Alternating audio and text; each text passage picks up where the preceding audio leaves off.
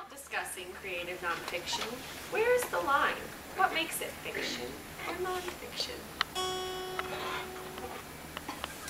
9:55. Carrie says that it's a trust between the reader and the writer. Casey reminds us about the essence of the truth. 9:58. We figure it out.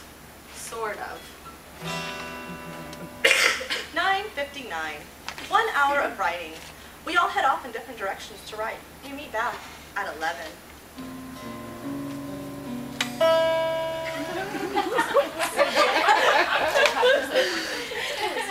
11:03. Most of us are back. We are waiting to start. Mrs. Sarah is getting really hungry. I was. 11:06. Casey refers us to our handout titled, What I Wish I Had Known About Peer Response Groups. Only read it if you want to. 12:35. Ozark Writing Project participants began to leave for lunch. Thai chicken salad cone's not a big hit at our table. Weird combo of peanut butter, mayonnaise, and chicken, I say. Desserts, s'mores, like bars, were enjoyed by all, however.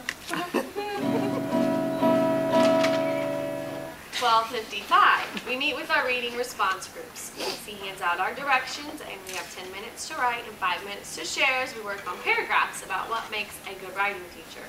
Joshua writes a paragraph typical of many high school students, starting with, I am going to write a paragraph about what we feel makes a good writing teacher and what makes a bad writing teacher. First off, like many small groups of high school students, one student works while the rest of the students follow instructions. Faith mentions that Katrina's horse would be tasty if times get hard. We discuss a creative writing. Or describe your favorite pet. Describe what it would be like if you had to eat your favorite pet. I guess the rest of us were bored while Joshua worked so diligently. We're more like our students than we may like to admit. 1:13. We shift to discussions in our reader response groups about Because Writing Matters. What makes a good writing teacher in terms of the research presented? 1:33. Carrie tells us to wrap it up in our reading response group so the large group can continue discussion about CWM. Our conversation touches a wide range of topics from portfolios to student creative rubrics and revisions. Student creative rubrics have been a huge success for Melissa and Casey.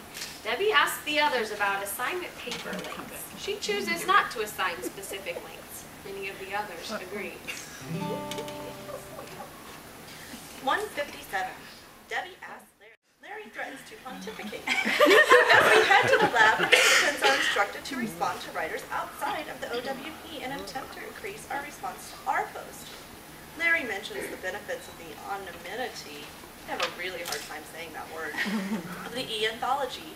It just mentions our name, school, GPS.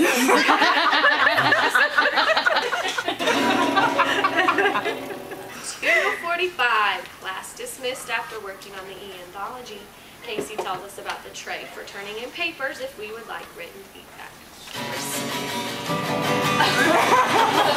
Respectfully submitted.